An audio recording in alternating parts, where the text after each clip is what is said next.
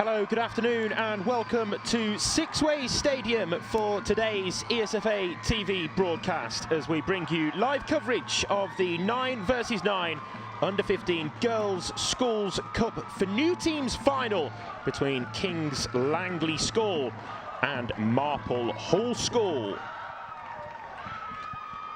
I'm Isaac Barrington, here in position to guide you through the 70-minute match that we have in store today. 2 periods of 35 minutes, and should the teams still be locked level at the end of them, it would then be straight to penalties. Well, let's show you the teams then, starting with King's Langley School and their goalkeeper, Sasha Vadgama. She's also the captain of the King's Langley team. Then outfield they have Millie Waitman, Freya Hobson, Annabelle Wicks, Daisy Bird, Molly Tongue, Sophie Foley, Alicia Price and Ruby Young. John Annett is the man in charge of his King's Langley side.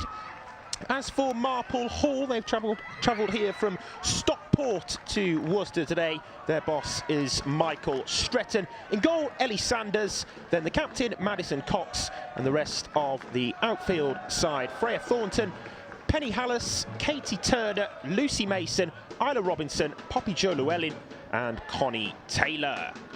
On the substitute bench for the respective sides today, the subs that you can see there on the left for King's Langley, just the two of them, Roma Burmy and Tessa Humbles, waiting in the wings to be called upon, and the 5 substitute options for Marple Hall: Daisy Higginson, Izzy Rowley, Felicity Barnett, Amy Walker and Ellie Spencer.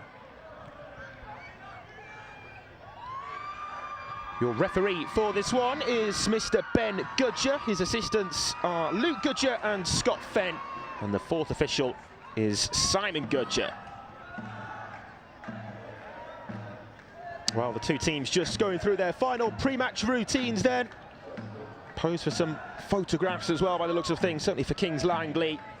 But both of them here on merit today after great seasons respectively. I was just looking at the records of these two teams en route to today's Development Cup final. Both sides have played 7 games to get here, and they've quite remarkably got exactly the same record in terms of goals scored and conceded.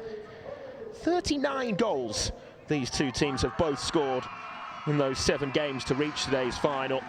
Just 6 conceded for the pair of them. They could not be more closely matched on paper at all, but there will have to be one winner today. Like I say, if there is still nothing to separate them at the end of the 70 minutes, then no time for extra time on a finals day like today.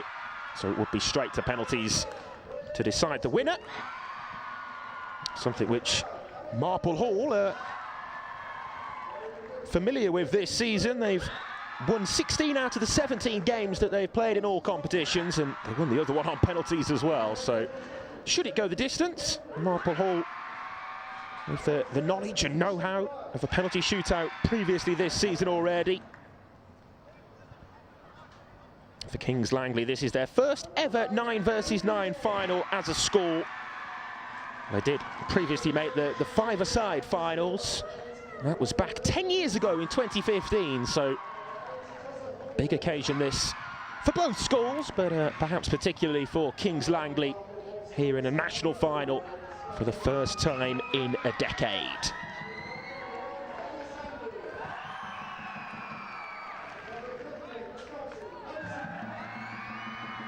Great to see the support as well in the stand over on the far side from our vantage point here at Sixways Stadium.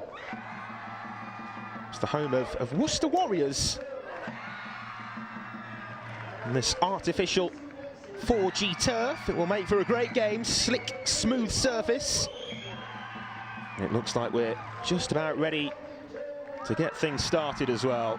Marple Hall in the sky blue, and King's Langley in their maroon strip.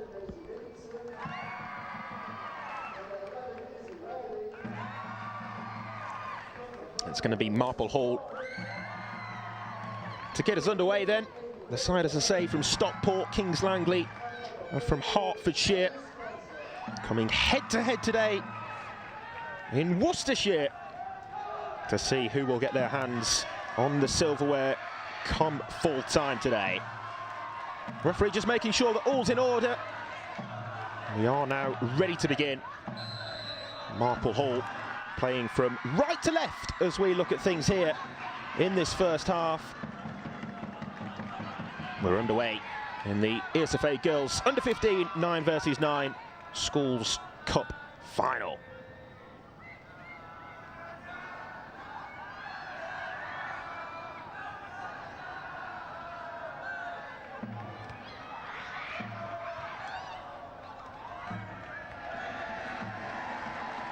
So you can see the pitch markings, the 9 versus 9 pitch markings that they have in operation for all of the Esfa games of this nature.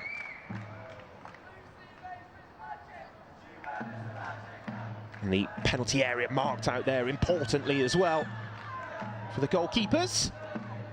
First goal kick of the day, taken forward there by Sasha Vadgama, the goalkeeper and captain, as I mentioned, so clearly an important player in this Kings Langley side.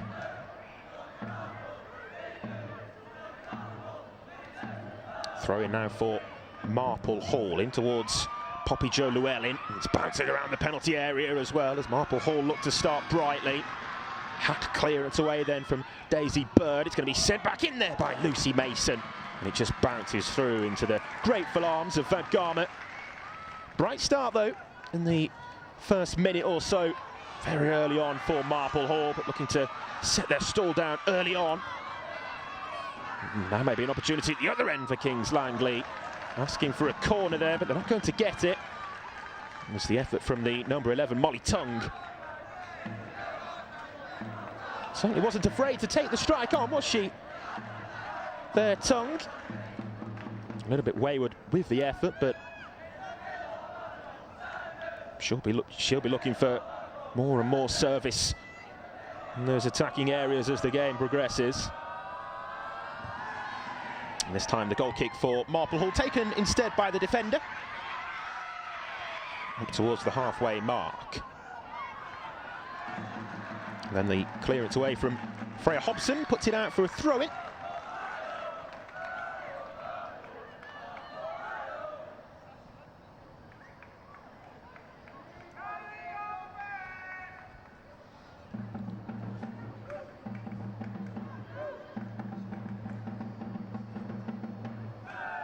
Yeah, it really is quite remarkable that both teams have the exact same record in the 7 games. As I say, 39 goals scored and 6 conceded. Had to double check and do the maths again to make sure I was getting that right. But no, it is 39 scored and 6 conceded for both teams.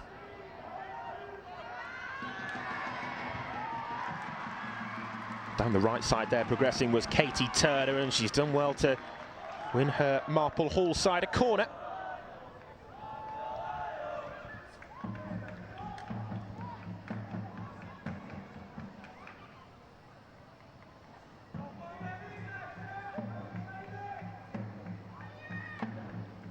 So this corner to be delivered then as an outswinger into the danger zone, and it's turned over the top by Mason. Her again had that long-range effort in the first minute, which was held on to by Vadgama, that time not on target. With the effort resulting from the corner, but certainly looks to be a live wire, doesn't she, particularly in those attacking areas for Marple Hall.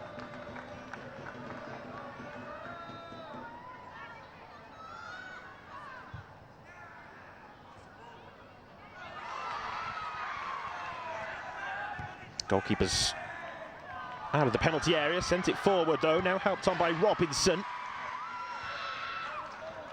I'd say that Marple Hall have started the brighter, but a long, long way to go yet, of course.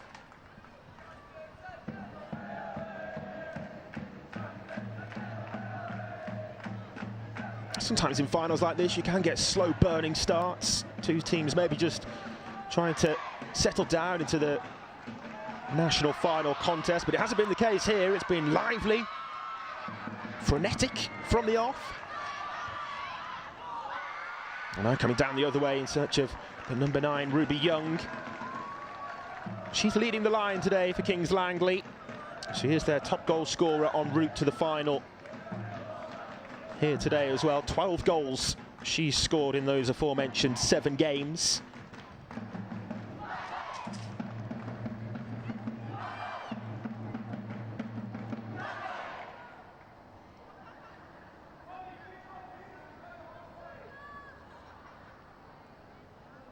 Kings Langley actually started their Esfa Cup campaign with an 18-0 win over Emmanuel College.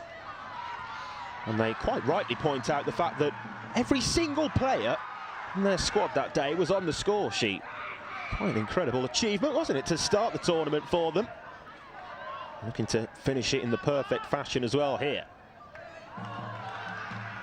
But it's Marple Hall again on the attack. Llewellyn keeps it in play. Then put into touch by Price. Alicia Price, wearing the number 7 shirt for Kings Langley.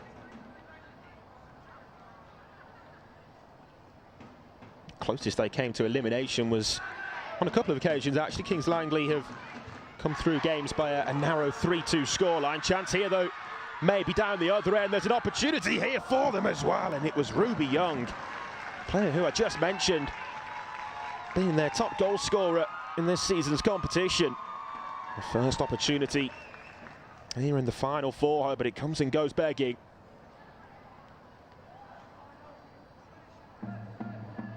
Just rushed it a little bit maybe, didn't quite feel that she had time to set herself with 2 defenders lurking in close proximity to her. But yeah, those 3-2 wins, 2 of them came against Croxley Danes and Sir Bernard Lovell. In rounds 3 and 6 of the competition, it was a much more comfortable 5-0 win away from home for Kings Langley in the semi-final over Wymondham. Oh, nice touch again there from Mason, operating in midfield. But as I say, she's started brightly and on the front foot, forward thinking as well. There's the ball forward now to Ruby Young, but the offside flag goes up, the first offside call of the day. And we'll restart here with the free kick ball on the deck for Marple Hall.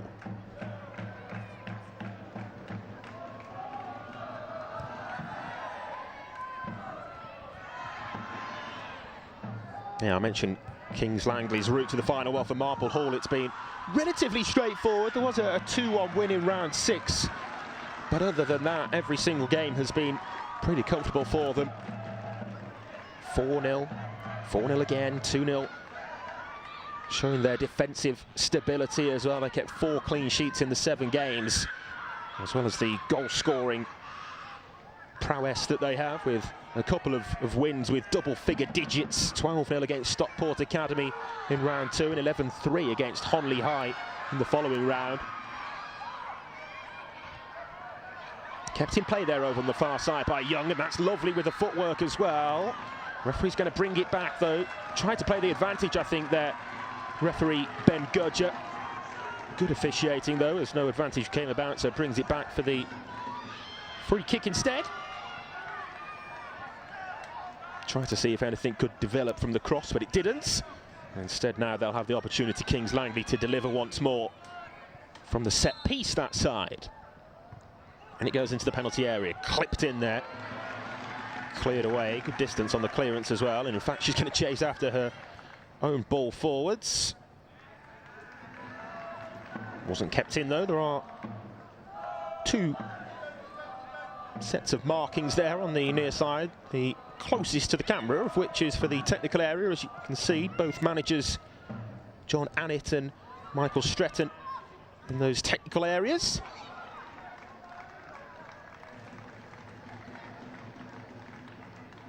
So 0-0 it remains, 9 minutes played in this ESFA Girls Under-15 9 versus 9 Schools Cup for new teams final. And we're going to see the first change of the game as well, roll-on, roll-off changes. So managers permitted to make as many changes by way of substitutions as they wish throughout the game. Just trying to see who it was who's come off there, but I can certainly see the number 11 of Izzy Rowley. She's the player who's come on. And it's going to be a double change in actual fact. Joining her, Daisy Higginson. Would have helped if the fourth official had turned that substitutions board round there. I can see Isla Robinson. She's one of the two who's been replaced. So Higginson and Rowley on in the first double switch. Here come Kings Langley though with Price into the penalty area. Just too high there for Ruby Young. Runs through though, mind. Here's Foley. Nothing comes of it in the end, but again, promising that for Kings Langley. Just beginning to turn the screw a little in the most recent minutes, particularly down that left wing as well, where they look threatening. There you go, you can see the numbers there. Katie Turner, the other player who was withdrawn in that double change. So Turner and Robinson make way for Higginson and Rowley. Long it goes from back to front again there by skipper Madison Cox. She'll have been dreaming last night, I'm sure, of getting her hands on the trophy come the full-time whistle today. As to, of course, the Kings Langley captain, Vad Garma.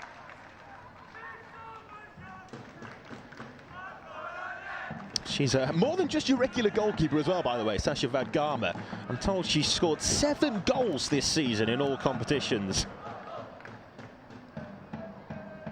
Mention that every player on their team list in the first round of this year's competition were on the score sheet. She's no stranger to being on the score sheet then, by the sound of things. Sasha Vad Garma, one to keep an eye on.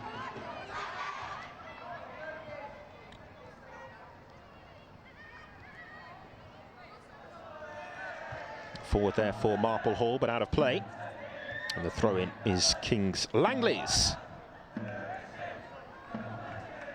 Fellow pupils, students of the two respective schools have travelled here in good numbers as well, and stand over on the far side, which they're occupying well.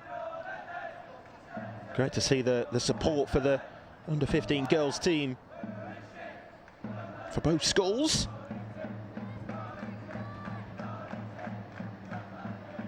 I'm sure plenty of you tuning in back at school watching this as well. It's regularly the case for these schools finals, so very warm welcome to you all.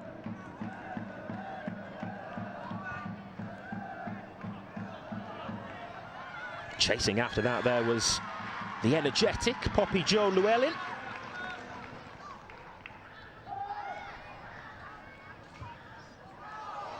And that's nice through the heart of midfield, and forward it goes then from Daisy Bird, again out onto that left wing for Price. Oh, what a goal! Kings Langley in front. And it's Alicia Price, the scorer. Cross-come shot gives Kings Langley the breakthrough. And again, it was down that left flank where they've been also threatening so far.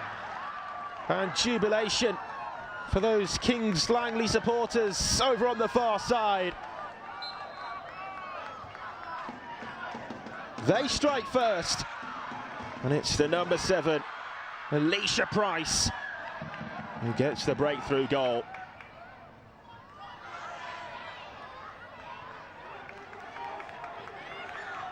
Just too much height on it, wasn't there, for Ellie Sanders in the Marple Hall goal? But it was pinpoint in the end. Like I say, cross-come shot maybe. Kings Langley in front, and now with their tails up as well. Here's Ruby Young, sets it back. Looking for Foley, then put out of play by the number 15, Madison Cox.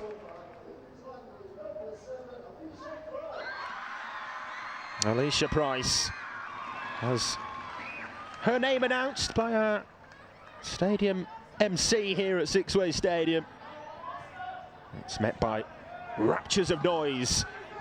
Oh, there the goalkeeper comes out to the edge of the penalty area. There's another opportunity, still bouncing around there, Price again. And now it's cleared off the line from back behind Sanders. Mason read the danger and had to as well. It was so important there that Lucy Mason got back behind her goalkeeper.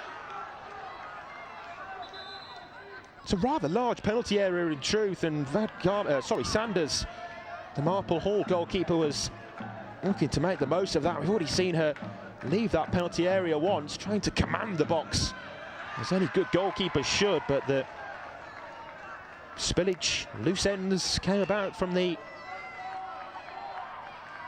the second phase of it. And it was nearly 2 goals in a matter of as many minutes there for Price. And that really would have been some start in the opening quarter of an hour for Kings Langley.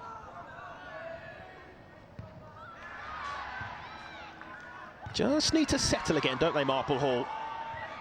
Remember, it was they who started the better in the first couple of minutes, but they look vulnerable again here. Goalkeeper out to meet Price, though, and that's good goalkeeping. Brilliant goalkeeping, in fact, from Sanders. Well, if she was disappointed to have spilt the prior cross, so much to be pleased and proud about there. Great judgment, wasn't it? Decisive in making the decision to come out and claim the ball like she did. And to be able to hold on to it and make sure there wasn't any loose ends that time as well. Superb from Sanders.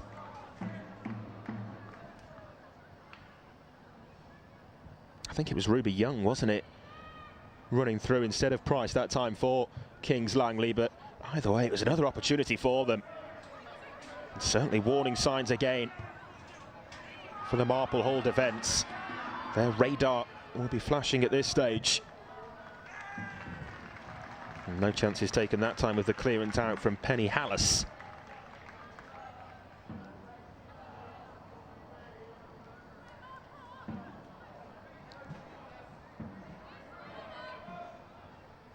Very promising start for Kings Langley, that though a foul throw, so rightly overturned. Yeah, like I say, a long way to go. No need to panic, therefore, for Marple Hall. But it has been a hugely encouraging start for Kings Langley, and I'm sure their boss, John Annett, delighted with what he's seen from his side so far. No foul, game allowed to continue. Foley then dispossessed, and a firm but fair challenge, went jumping into it, but made sure she got to the ball there, Izzy Rowley. A good tackle again, tenacious as ever, and goes for a third bite at it. Another chance here, though. It's the goal scorer, Price. That time wins a corner off her opposite number. 2 number 7s. Price trying to deliver the cross, and Higginson there to make sure it had no way past her.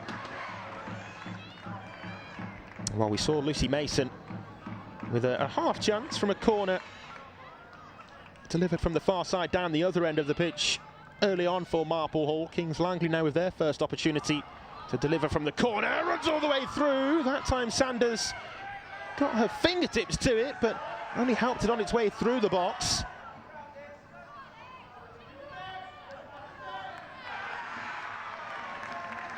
And again, a good challenge that time to take the ball away from Foley. And once more from Izzy Rowley. Sure, it won't be the last, we'll see from her. Very much likes a tackle, which is it's good to see determination in defending like that.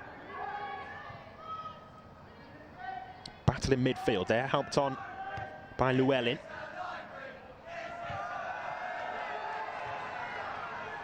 Forward it was sent there all the way through to goalkeeper Van Garman, though. Comfortable collection there for the Kings Langley number 1. Good distance on the kick forward as well. It was dropping down with the sun in the eyes, perhaps of Freya Thornton too, but no concerns for her as she heads it out of play.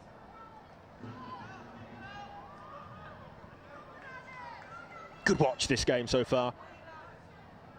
Promised on paper to be, didn't it? With the records of the two teams prior to today. You just never know what you're going to get until the teams take to the field. Certainly sense from the number of opportunities that these first 19 minutes have brought us as well that this isn't going to end 1-0.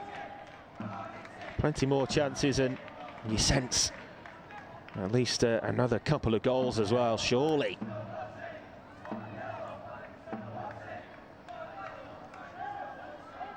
Relatively long throw in into the penalty area. Llewellyn then on the half turn. Had to improvise and did well to do so there, Poppy Jo Llewellyn.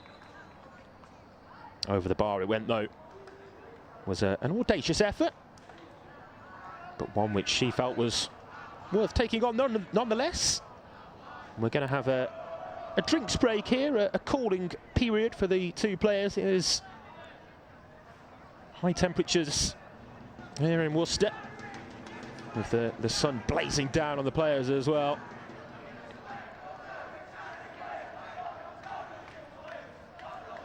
"25 degrees at the time of kick-off, the temperature, so understandable why this cooling break is in operation. And what it does do, of course, is provide a much welcomed, I'm sure, opportunity for the two team managers to get some messages, words of advice, encouragement on board to their respective group of girls. Just a chance for Michael Stretton, you can see there leading the Marple Hall team. Very smartly dressed in his shirt and tie. And the same colours as well as the Marple Hall players in actual fact. But yeah, it just gives him an opportunity to maybe try to reset his team a little, go back to the basic principles of what they've done so well all season long. I'm sure the message from John Annett and Abu Chowdhury, his assistant for Kings Langley, will be more the same, please, girls. Great start for them. And they've got the all-important goal from Alicia Price to show for that as well.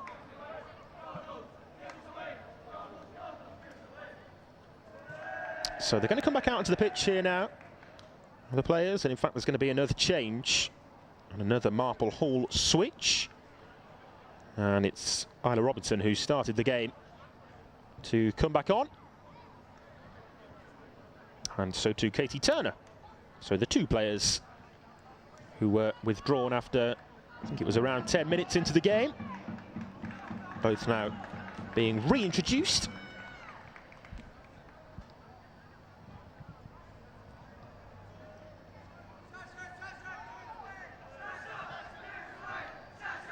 I believe that's a reversal of the double change which we saw earlier actually. So Higginson and Rowley, who came on for Robinson and Turner, both now back on the substitutes bench. It's Turner and Robinson back on. It's the beauty of the roll-on, roll-off substitutes rule, isn't it? Gives so much tactical adaptation, freedom to managers, particularly when they have the 5 options on the bench available, as Michael Stretton does for Marple Hall. Just the 2 substitutes here today with the Kings Langley team. You wonder whether that will have a role to play in the game. Perhaps more in the second half when fatigue comes into things more so than in the first half, but we'll see.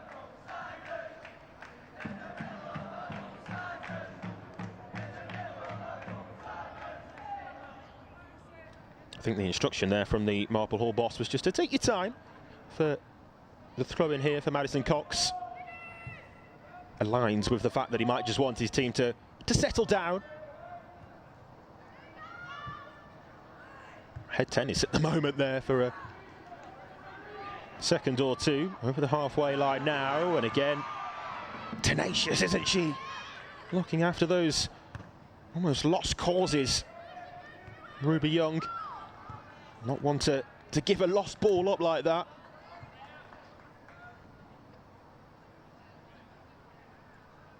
So nearly 24 minutes played of this first period of 35 minutes.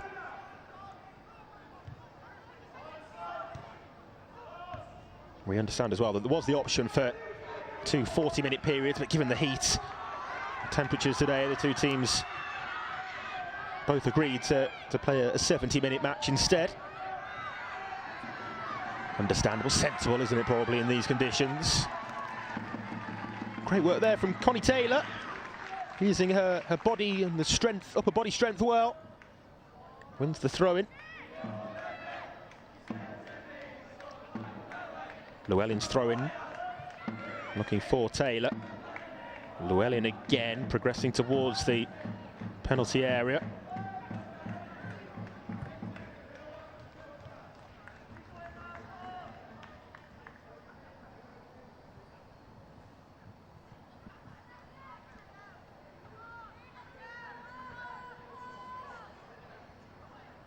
This time the throw-in again to be taken by Cox. Launches it forwards.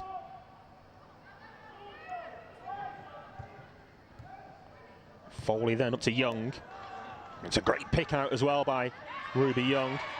Again switching the play over onto that dangerous Kings Langley left wing, from which the goal came, remember. Handball there, the call, so we'll restart with the free kick for Kings Langley. Don't think it was an intentional handball, but the arm was raised, and therefore the correct decision to penalise that. Daisy Bird takes that free kick and takes it well. Plenty of height on it, good delivery, but Price only able to head it through to Sanders.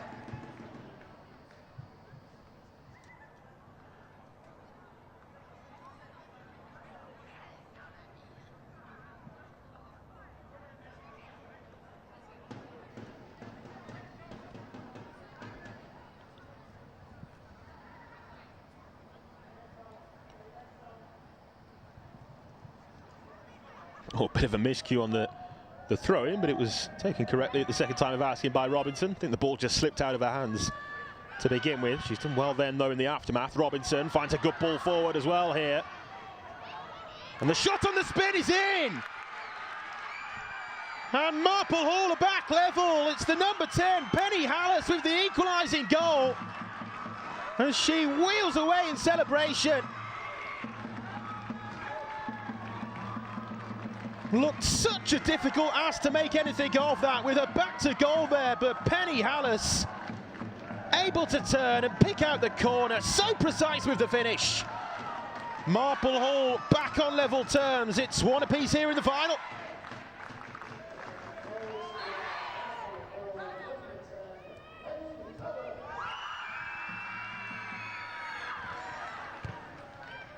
Well, what a strike that was. Required such accuracy, and the accuracy was there for her. And those Marple Hall supporters, students, bouncing up and down on the far side as they sing the name of their number 10, Penny Hallis.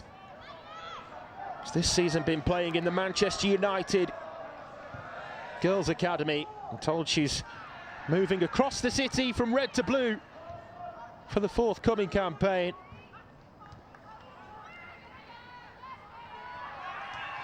And they're coming forward again here, looking for Hallis once more, but it was wayward of her run that time.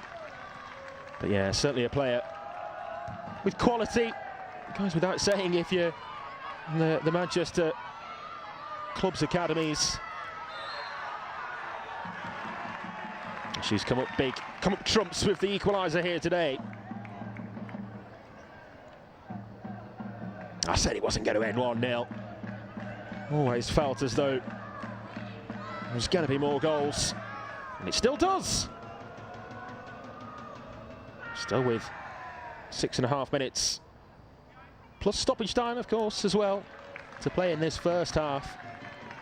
Then the teams will have the opportunity to go back into the changing rooms and reassess where they're at that point. Driving forward well there was Daisy Bird, but it's going to trickle through and out and behind.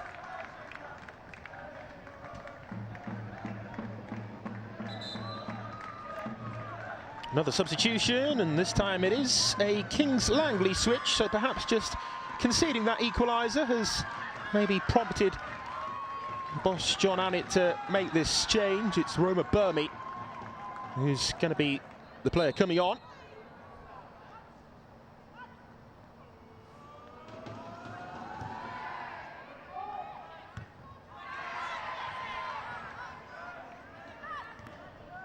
It's her 8th goal in this year's Esfa competition. Penny Hallis in towards her again. Oh, what a goal that is!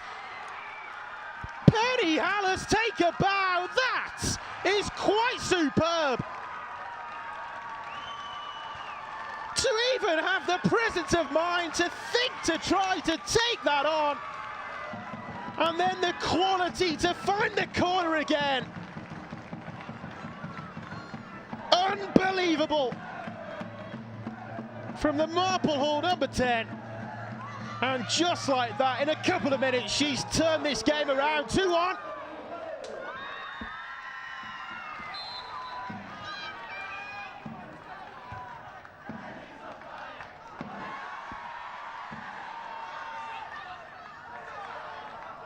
What a wonderful goal. Just take a moment to appreciate the brilliance.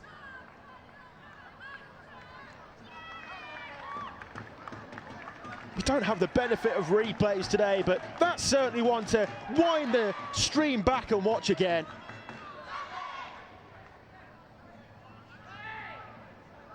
Her first was a good strike in itself, and one which she really made for herself too, but the second absolutely tops it.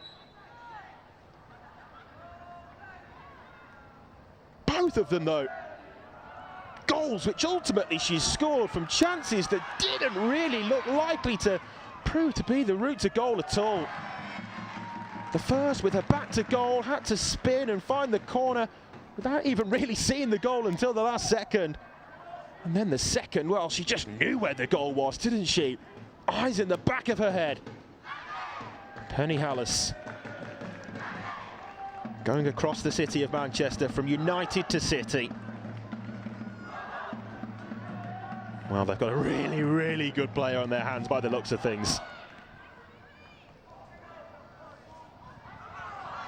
And now, suddenly, the onus is on Kings Langley to respond. That's why we love the beautiful game, how quickly it can turn like that.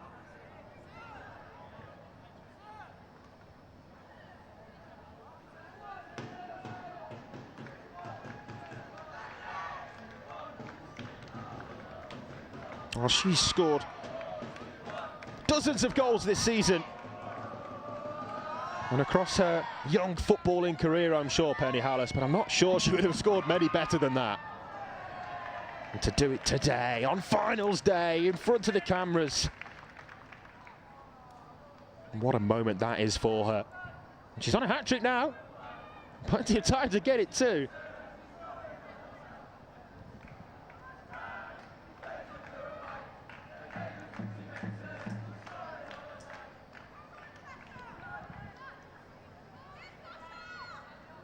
Confirmation, by the way, that it was Sophie Foley who was replaced in that Kings Langley substitution when Bernie came on.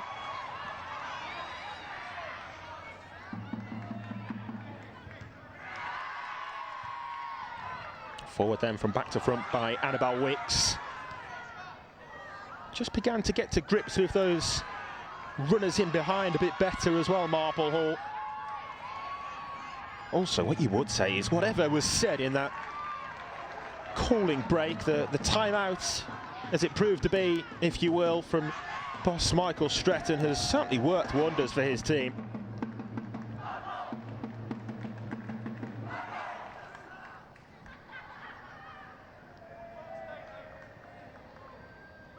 They've got some defending to do here at the moment, though, because it's a throw-in over on the left for Kings Langley. Launched again into the penalty area, and good claim from Sanders, who made sure that that was hers and made sure that her fellow teammates in defence knew that she was coming forward as well.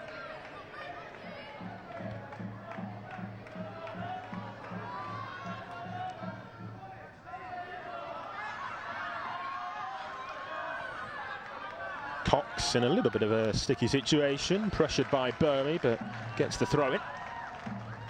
Final minute then of regulation time in this first half. We'll see how much is added on as stoppage time. 3 goals and of course the drinks break. So you'd expect there to be some. 2 minutes or so maybe. Trying to catch goalkeeper Sanders off guard. It just bounced wide of the post.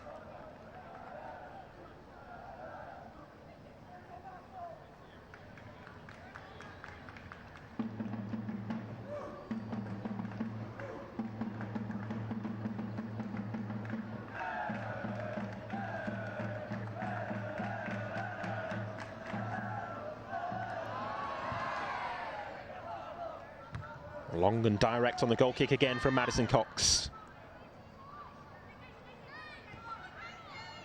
As we move into stoppage time at the end of the first period now then. Good work from Roma Burmy. And equally good defending to get back at her from Isla Robinson. Haven't seen an indication of how much stoppage time we'll play, so that's going to be left to the referee's discretion to decide by the looks of things.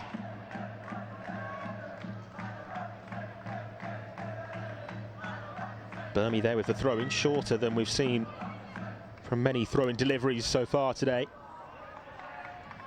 Sent into the feet of Price instead. Seems to have moved across into a more central position. Price, since those 2 Marple Hall goals were scored, perhaps trying to get their goal scorer in a more threatening central position rather than the left wing role which she was occupying to begin with. Yeah, seems as though it's a slight change in things for Kings Langley as Ruby Young has gone out over onto that left wing.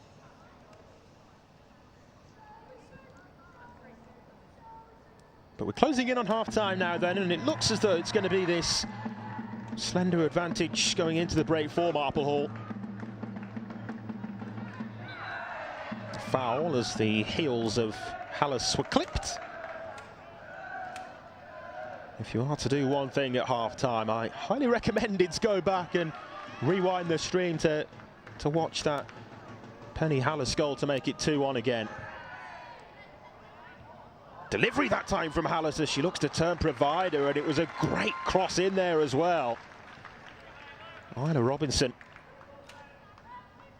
found a pocket of space in the danger zone, just not quite the connection and the set-piece delivery that she was after.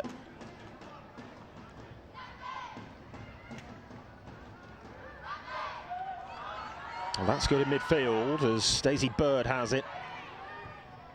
Nice footwork again to find Burmy. Comfortably through to Sanders though.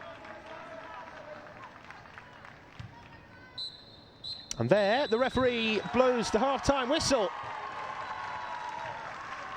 So after the opening goal from Alicia Price for Kings Langley, Marple Hall have been able to turn this one around heading into half-time. 2 goals from their number 10, Penny Hallis, on her way from Manchester United to Manchester City, and you can see why with the quality of the 2 goals that she's scored in that first half. Do go back and watch them again here at half-time, but at the break, it's Kings Langley score 1, Marple Hall score 2.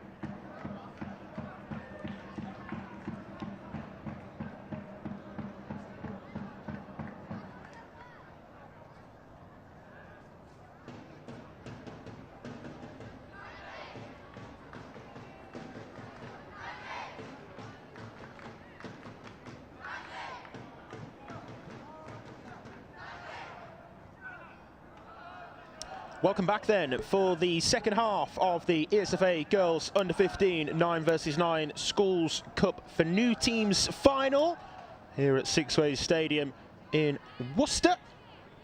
Teams are back out onto the pitch after an enthralling first half. The first half in which Kings Langley took the lead, went 1-0 up through number 7 Alicia Price with a cross-come shot from the wing. But then the rest of the first half story was all about the Marple Hall number 10 Penny Hallis and her 2 goals to turn the game around. The first, a stabbed effort, shot on the spin to find the bottom corner, and then the second, a quite spectacular improvised heel flick finish, again into the same bottom left-hand corner to give Marple Hall the lead. So 2-1 it is then, heading into this second half as we get back underway. Work to do for Kings Langley if they are to get back into this in the second 35, but for Marple Hall, they know as well that the job is far from done. Some substitutions at half-time as well there, by the way. I saw Daisy Higginson, the number 7, coming onto the pitch for Marple Hall. I believe Sophie Foley, who started the game for Kings Langley, has also been reintroduced. So I'll do my best to keep you up to date with those changes, as they'll inevitably continue to happen throughout this second half. Breaks in midfield there for Daisy Bird of Kings Langley as they attack the goal to the left in this second 35.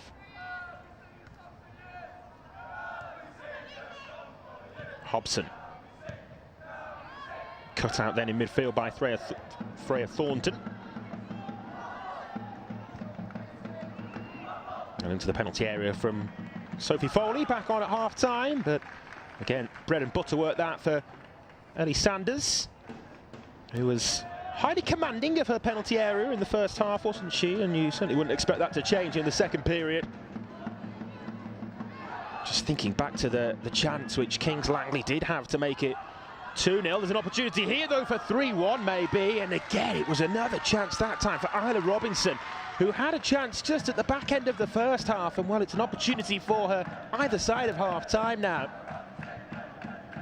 Both occasions, she just hasn't been able to make the contact that she wanted with the ball when bouncing to her like that. But getting into really good areas, certainly making a nuisance of herself to the Kings Langley defence. But yeah, just going back to the point I was making before that, Kings Langley had the opportunity to double their lead, to really take charge of the game, didn't they, when Price's effort was cleared off the line.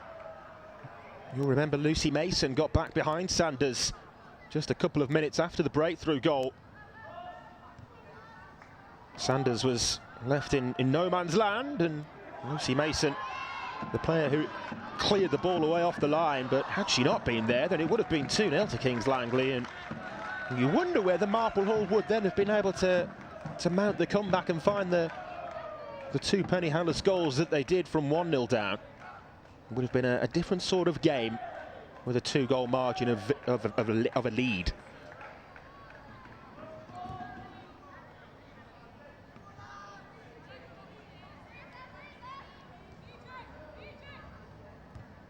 And there's Llewellyn. Turner does well. Under pressure, but finds the pass back to Poppy Jo Llewellyn. And then set on the edge of the penalty area and inviting, and there were cries of shoot from the fans as well, and that opportunity wasn't turned down. Quickly blocked though, good defending from the Kings Langley back line. You can see Izzy Rowley there, ready to come back on by the looks of things for Marple Hall.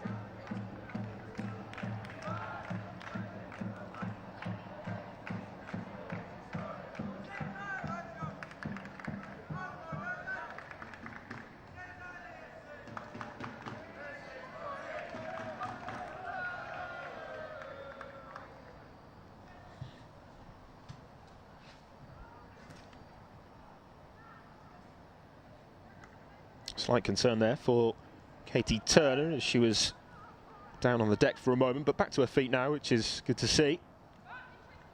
Okay to carry on.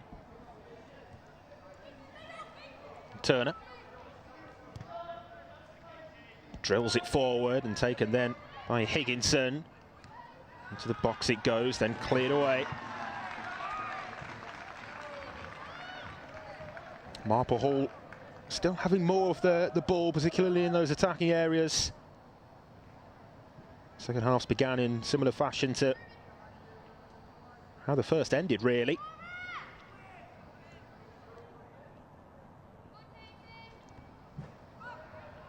Flick header into the arms of goalkeeper Sasha Vadgama.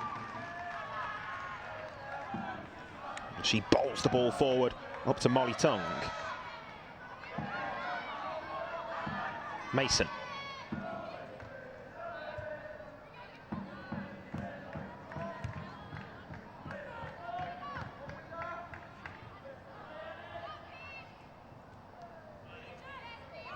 She's done well to get to that there.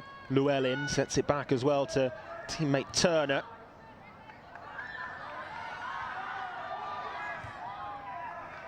Certainly was intention there for Roma Burmy to rob possession and win the ball. Her teammates then did so, but Tung's pass was misplaced and therefore possession was back with Marple Hall.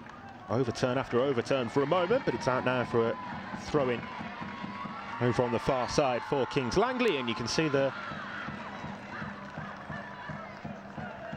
encouragement, support there from the fellow students at the school. Friends and family, parents of the players, I'm sure, as well, there and amongst the crowd too.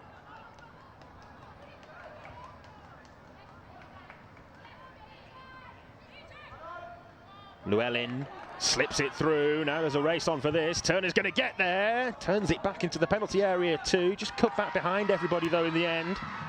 And the clearance away from Sophie Foley. Slightly concerning maybe for Kings Langley as to just how easily Marple Hall are finding such space in their defensive departments. Of course, at some stage, Kings Langley will have to commit more players further upfield if it stays this way. And go in search of an equalising goal themselves, but it's not a necessity. It's not a necessity that they do that just yet.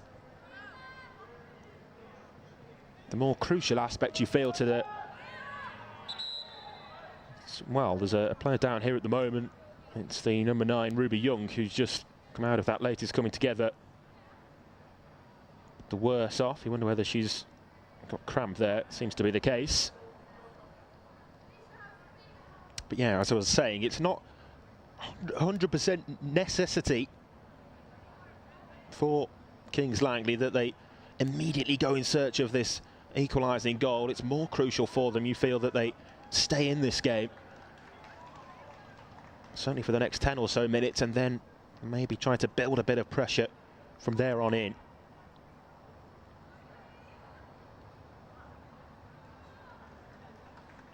Our first casualty to cramp then, by the looks of things, is the hard-working, yet now unfortunate Ruby Young. It gives an opportunity for this substitution for Marple Hall to be made. I said that Rowley was waiting to come back on, and now she has. And she takes Turner's place. Turner having been down on the deck herself moments ago.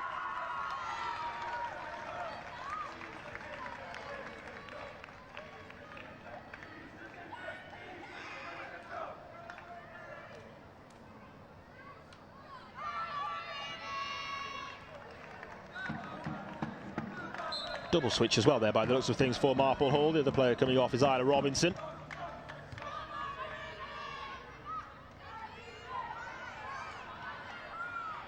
So back underway, Llewellyn, nice footwork as she ventures into the penalty area, and therefore those trying to dispossess her had to be careful. Now down the other end it's Ruby Young, bearing down on goal here. Ruby Young saved by the goalkeeper, well kept out by Ellie Sanders. Saw it all the way and was equal to it to make the stop. You have to wonder just how crucial a moment that could prove to be in the greater scheme of things and context of this final. Just forced wide a little bit, wasn't she there, Ruby Young? But it was a good chance nonetheless. And an equally good start from the Marple Hall #1. That's better though, isn't it, for Kings Langley? They'll be more pleased if they can fathom opportunities like that, find spaces in behind the Marple Hall defence, as they did there more frequently.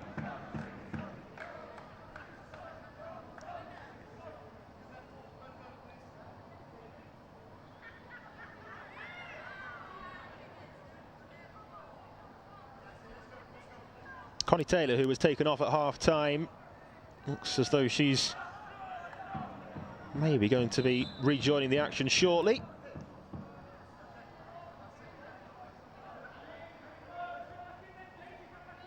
Now, what have we got here? It's going to be an overturn of the initial throw-in by the looks of things. The referee's assistant was waving the flag to say that it was a foul throw. Referee Ben Goodger didn't see that to begin with, but when he did, rightly taking the advice of his assistant, I suppose, and overturning that throw-in.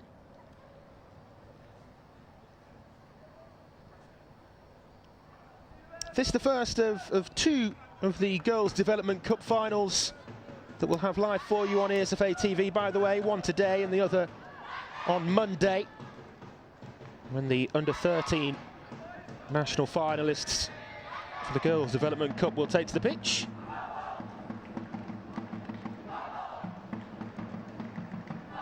The referee just urging that goal kick to be taken. I think she's struggling there, actually, Madison Cox. Not quite sure what happened to her, but seemed to be moving a bit gingerly.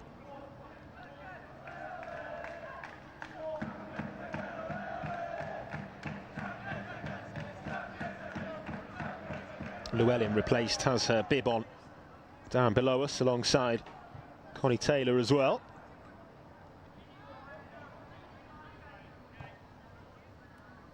I beg your pardon, it's not Llewellyn replaced, is it? It's Amy Walker who was there alongside her. And the long-range effort right through to goalkeeper Vadgama. I think Kings Langley will be more so pleased with that, though, if they are to see the opposition resort to taking aim from those sorts of distances. Significantly decreases the quality of chance that they've been conceding so far. Oh, Tongue does well. Molly Tongue finds the pass as well, then slips it through. Here's Ruby Young, but the offside flag puts a stop to that. Great play to begin with from Tongue.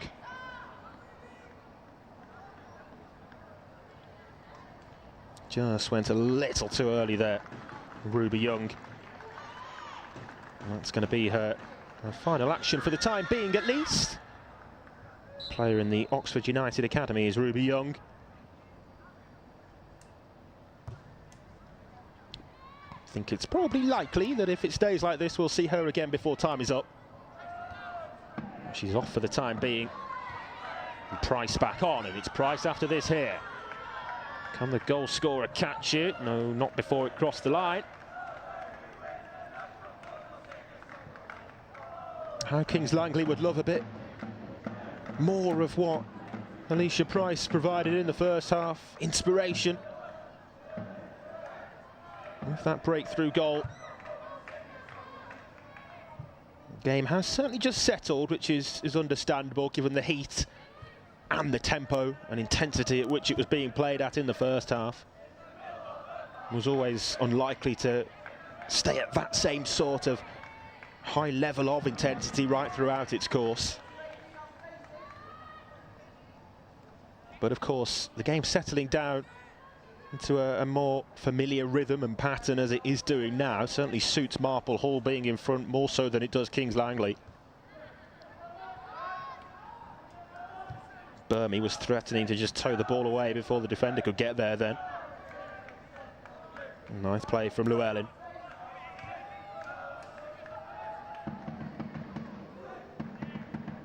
Llewellyn steps onto it again in midfield, had the option to the left, but opted to pull the trigger instead. Again, though, it was a long-range effort and therefore comfortable once more for Sasha Vadgama.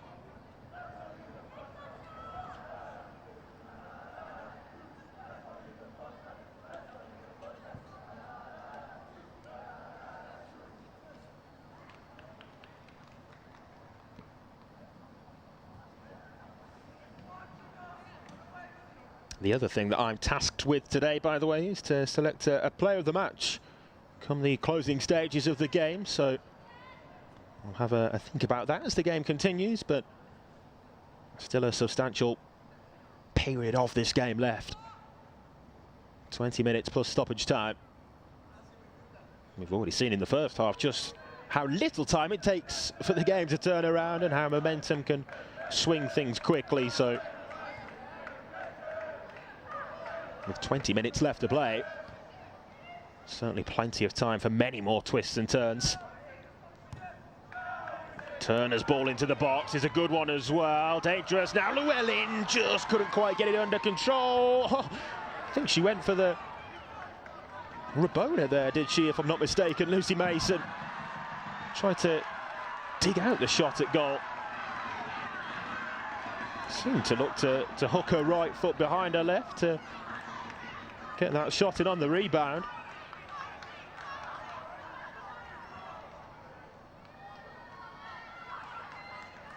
I think the better quality chance was the one just before, though, wasn't it? As it didn't quite fall into the path of Poppy Jo Llewellyn. And she's a player with great quality as well, by the way. Clear to see, isn't it, for those players just naturally gifted. She's most recently been in the Blackburn Rovers Academy. Unfortunately, due to decisions within the club's hierarchy and the funding cuts for the women's programme, she's no longer with that Blackburn Academy, but I'm sure they'll be queuing up in terms of academies looking to take her on board. Now here's an opportunity here for Kings Langley, and it was prodded goal bound by Molly Tongue.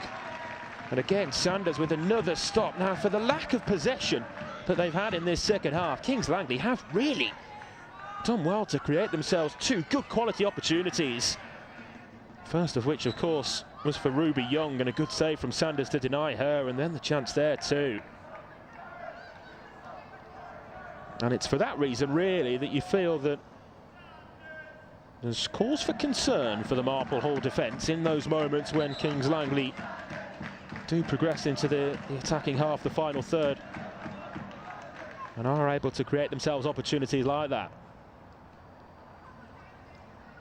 Now we have our second casualty with cramp. Both legs being seen to there by the stand-in physios. Goalkeeper Sasha Vadgama just helping out there as well before the physio is on now to see to Daisy Bird.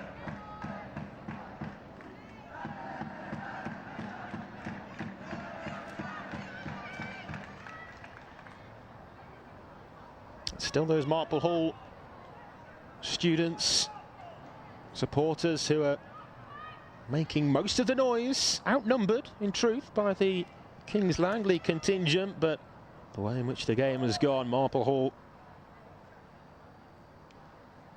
the side in front, and therefore better pleased with the juncture that we find ourselves at the moment. Latest change, Roma Burmy, who worked incredibly hard but was starved of service at times since coming onto the pitch, is back among the substitutes now as Ruby Young re-enters the pitch.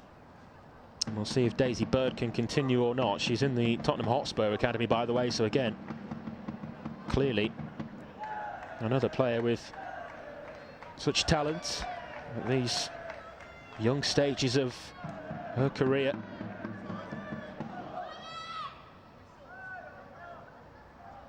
The referee just asking whether she's going to sub off there or come back on, and it's the latter. Daisy Bird will try to soldier on as there's a bit of a battle there between Young and Sanders. Loose ball to be contested for, but the goalkeeper won it. Now just being called back onto the pitch as well, Daisy Bird, so they're back to the full contingent. Full 9 back on the pitch.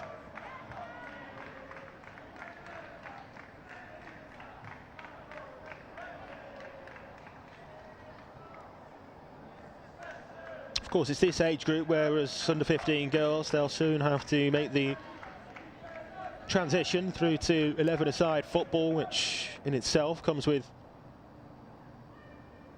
natural challenges, an adaptation period maybe. The under 15 girls here still playing in the 9v9 format.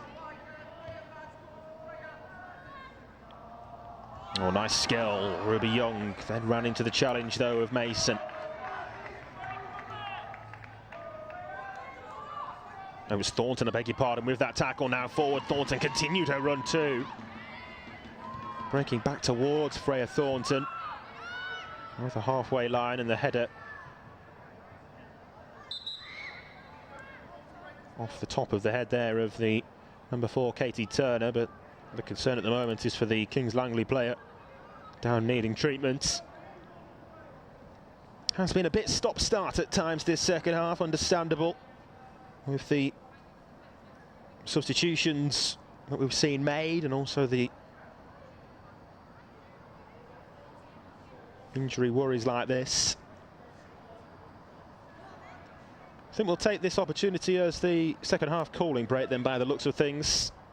The officials have all come across to this near side too, so a natural break in play being used as the calling break as well for the two sets of players.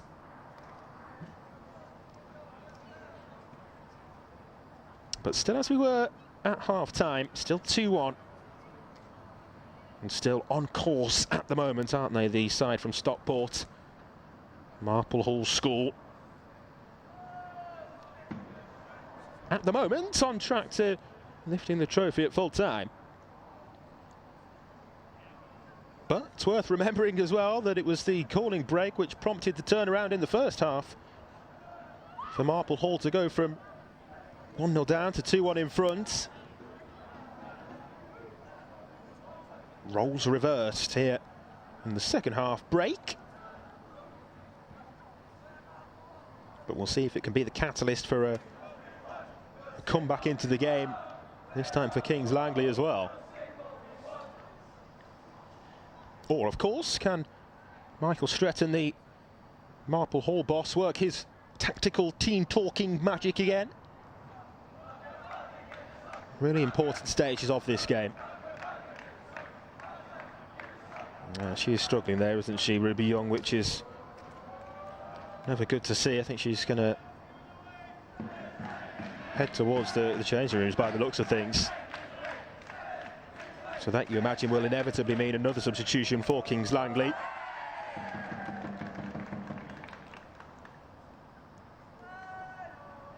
Next goal in the game, if indeed there is to be one, is crucial, isn't it? If Marple Hall get it, then you'd probably say that in a final like this, that's as good as the game being done and dusted. Of course, should Kings Langley get the next goal, then with the wind in their sails and the momentum behind them, might even put them as favourites to go on to win it. But at this stage, they're very much the underdogs.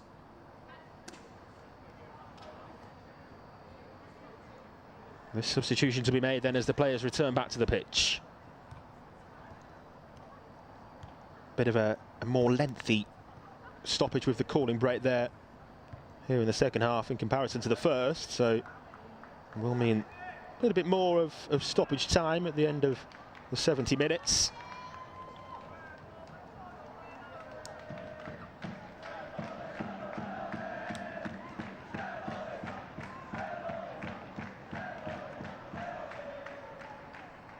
Connie Taylor is coming back on here, and Roma Burmy also making her way back onto the pitch. She'd only just been replaced, hadn't she, by Young, in actual fact. Young then now off, having struggled there with cramp. Roma Burmy retakes her place in the front line for Kings Langley.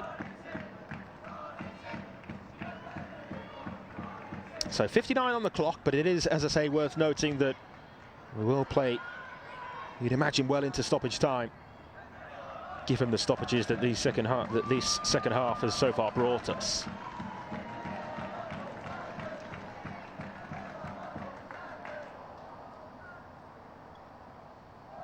Referee, they're just having a word with the fourth official. Not too sure what that's about, but looks as though we'll resume straight away.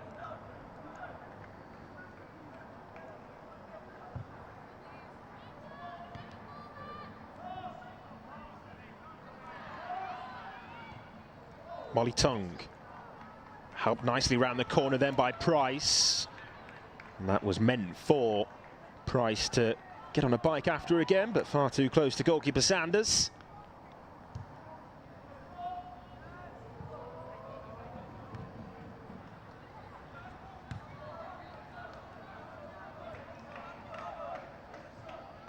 It is a big blow for Kings Langley to lose Ruby Young, if, as looks to be the case, she won't play any further part in this game.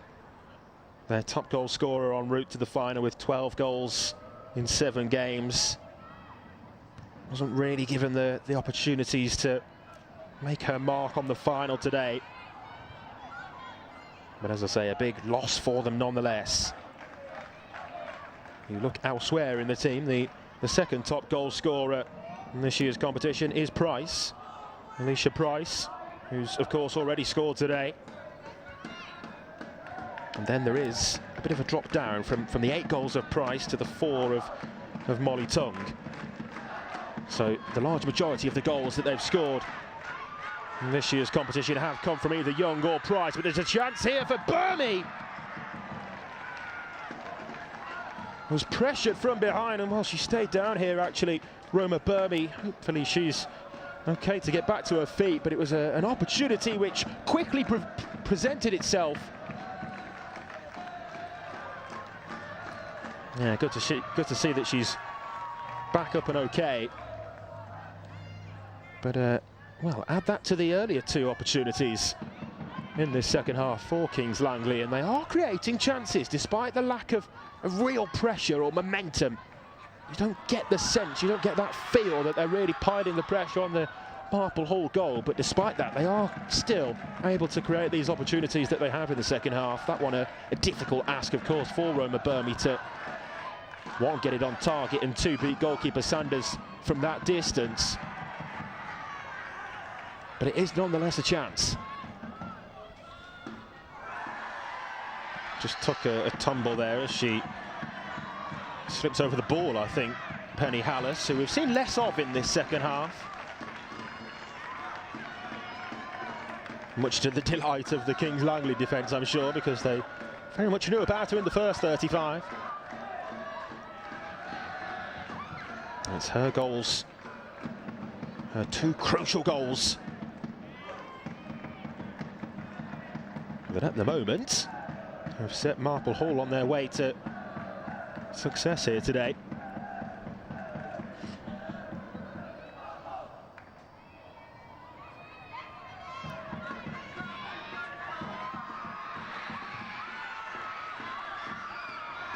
Referee has to get out of the way of that in midfield, in the middle of the pitch, as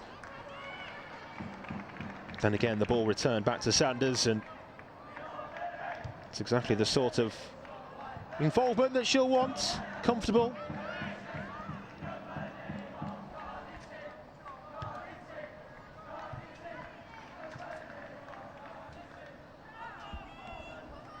Hasn't really been an evident change to the game since that calling break.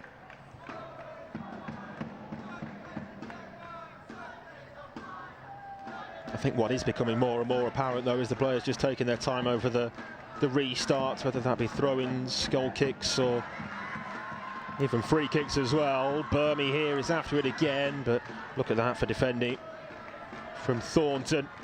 She's going to try and see it all the way through. Now, who got the final touch on that? I'm not sure the referee's certain. He's going to give a throw-in. I thought it had crossed the line. The byline, that is, rather than the sideline, but we'll restart with the throw-in instead for Marple Hall. And we've got a couple more players, again, suffering with cramp, and it certainly goes to suggest that playing the 70-minute match rather than the 80-minute contest, as the two teams mutually agreed before the game, was definitely the right decision.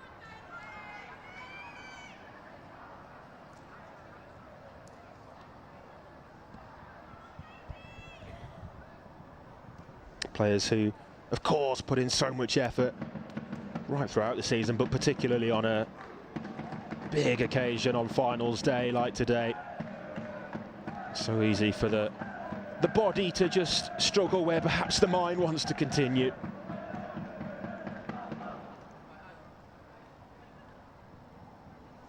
Check of the watch there from Michael Stretton, the Marple Hall manager.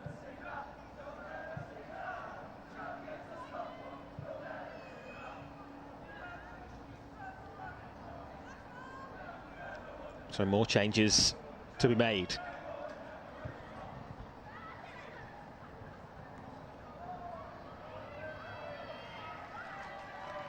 And it is going to be Ruby Young to come back on, which is not something that looked likely when she was off down the tunnel into the changing rooms, but she's back, leading the line now. Good to see that she's been able to make her way back round to this side of the pitch and what's more, re-enter the game as well. So she's back on for Roma Burmi. And their top goal scorer, remember, 12 goals in the 7 games played to reach this final for Kings Langley, and she's back onto the pitch here at such a crucial time. Just trying to see who the strucken Kings Langley player down receiving treatment there was. Can't see the number.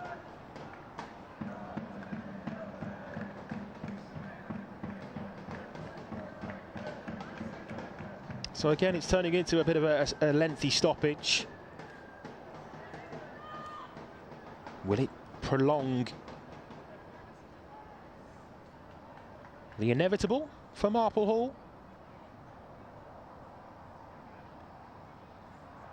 Or could it prove to be the reset here that Kings Langley need to spark a late comeback? That clock really is lying to you now, by the way, with 67 minutes as it reads. I can assure you we've got many more than 3 minutes left to play.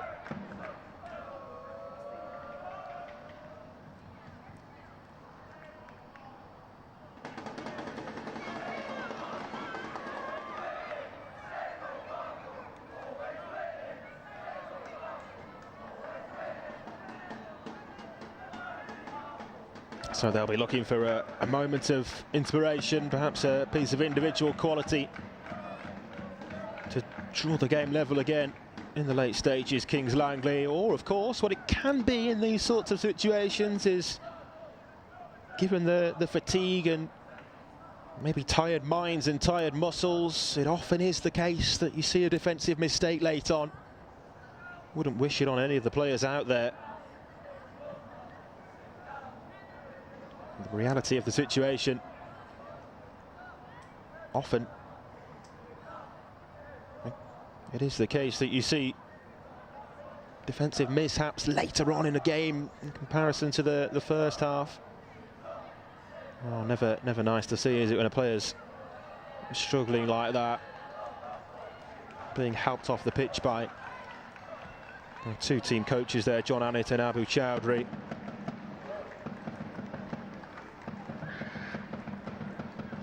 We very much wish her all the best.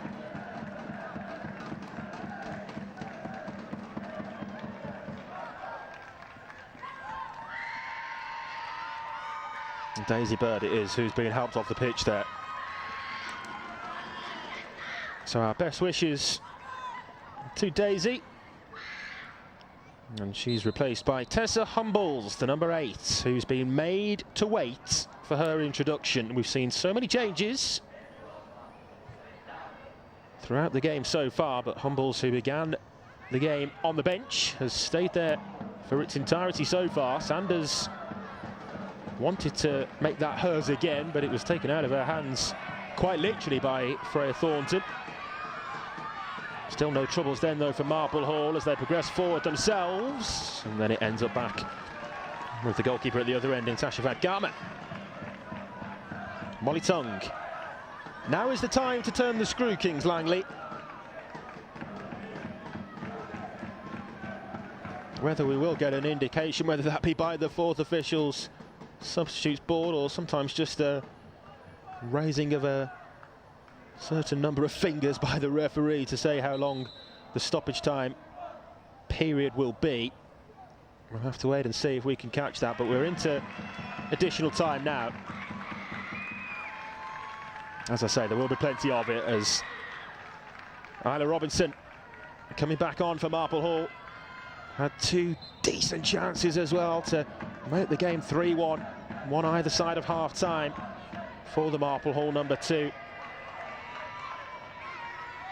Would have made things very different at this late stage if they had a 2-goal cushion. But in any game, and particularly more so a final, if you're just 1 goal to the good, of course you'd rather be 1 goal up than 1 goal down. But if you are 1 goal up, it's a nervy ending to proceedings.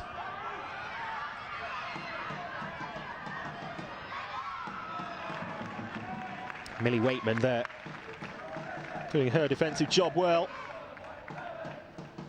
And now the clock is ticking.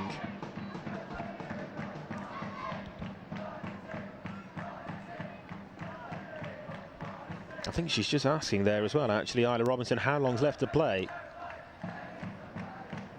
Difficult to see what the referee said back in response, but it was certainly only one hand that he showed her, so what's that, maximum of 5 minutes maybe?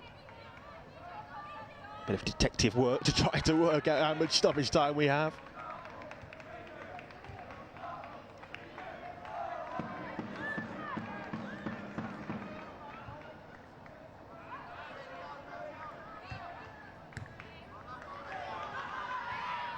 Tung. And Tung wants it back here to the left. Young looking for Molly Tung, but it's too close to Sanders. They've really got to dig deep here, haven't they, Kings Langley, to try and find any last bit of energy that they have remaining in the tank. They've gone deep within it today. Can they create another chance here with Alicia Price? Oh, it's off the crossbar. The woodwork to the Marple Hall rescue. And it's agony for Kings Langley that they're still behind. So close to the equaliser there for Alicia Price. Goalkeeper was beaten. Just needed to be a couple of inches lower, and that certainly would have been 2-2. But has it given them the confidence to create another chance, and one which they might take this time? The long-range effort, well saved by Sanders, and then on the rebound, she's struggling there, Katie Turner, but she was nonetheless able to turn it behind for a corner. Well, talk about putting your body on the line, as the pressure really is mounting on the Marple Hall goal now, but great work from Katie Turner after the initial save from Sanders. It was Molly Tung with the long-range effort. They've come close a few times in this second half, Kings Langley, when you think to the chances that they've created. Certainly wouldn't be surprised if their camp felt hard done by if they are to lose this, having been ahead as well. And that Marple Hall goal now really living a charmed life as Rowley is back on. She's going to replace Turner. And if that is to be her final involvement there, Turner, to clean up the rebound, then what a crucial one it was. Oh, it's bouncing around the box, another chance. Now they'll surely clear. Referee had a look at that. It would have been a defensive free kick anyway, but down the other end, It's seen back to Vadgama, and no chances taken by the goalkeeper. 74 minutes played now.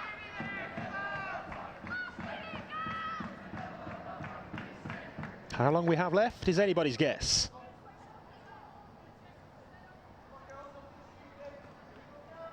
Around is going to leave the throw in to instead be taken by Freya Thornton.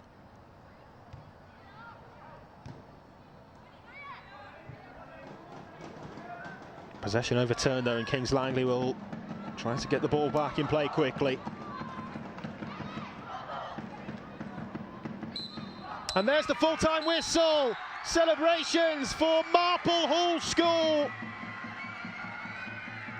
at the end of the nearly 75 minutes.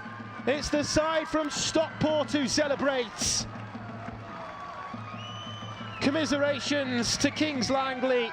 Just not to be for them today. Having been ahead in the game, it was the 2 goals from Penny Hallis which turned the game around, and ultimately the winner to make it 2-1 was a stunner. An improvised heel flick which found the bottom corner, a goal worthy of winning any game. And here on finals day, it's won it for Marple Hall School. Kings Langley created chances in that second half, but just couldn't find a way past Ellie Sanders, and then the crossbar to the Marple Hall rescue as well. A great game to watch, but there could only be one winner. And today, with a 2-1 victory, that winner is Marple Hall School.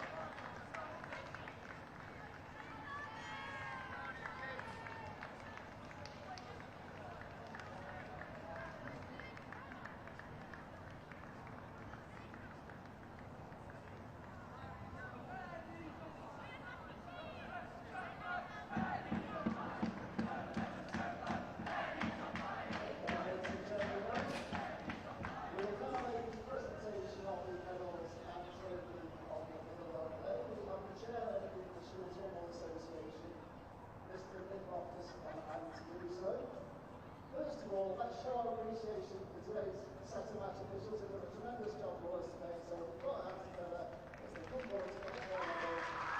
Starting with the referee, David Bridger.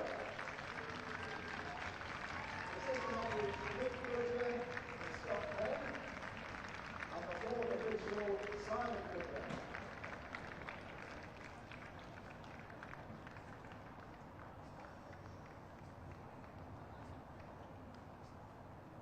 Before we move on to the presentation of the medals for the players today, we have one award to give out, and that award is for Player of the Match. Player of the Match has been decided by the commentator on Esfa TV on YouTube this afternoon. And the Player of the Match award goes to Marple Hall, number 10.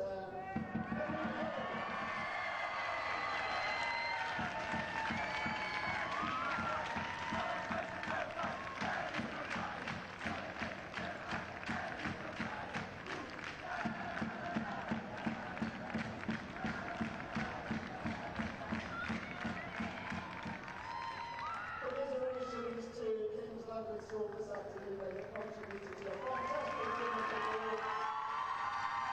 Which is really proud of our members this afternoon. So once again, ladies and gentlemen, let's put our hands together as we move the players forward, starting with the goalkeeper for Kings Langley, number 1, Sasha Badgala.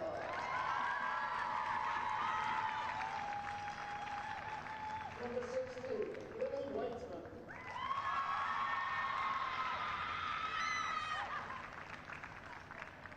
Number 6, Graham Hobson.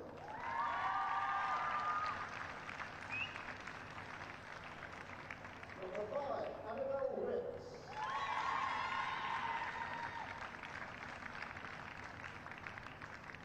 Number 15, Daisy Bird.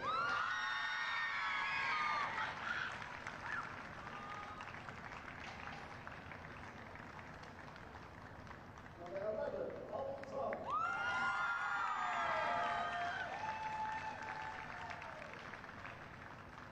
Number 14, Sophie Crowley.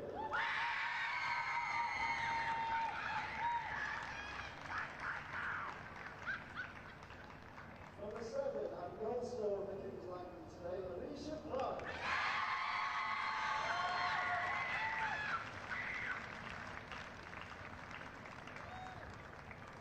Number 9, Ruby Young.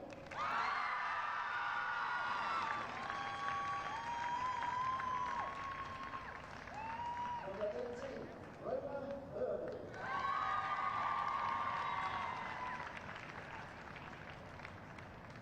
Number 8, Tessa Humboldt.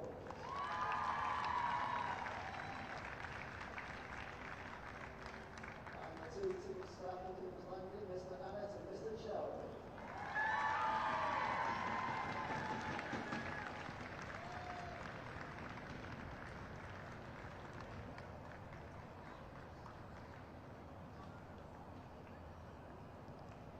Now on to today's winners and national champions, Marple Hall.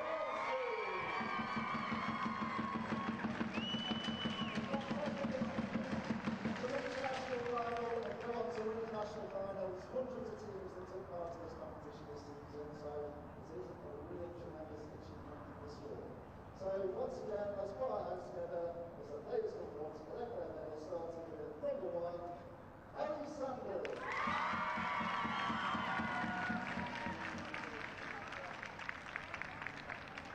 Number 17, Graham Thornton.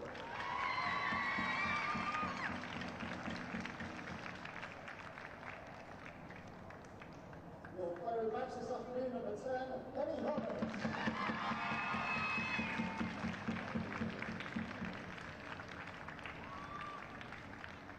Number 4, Katie Turner.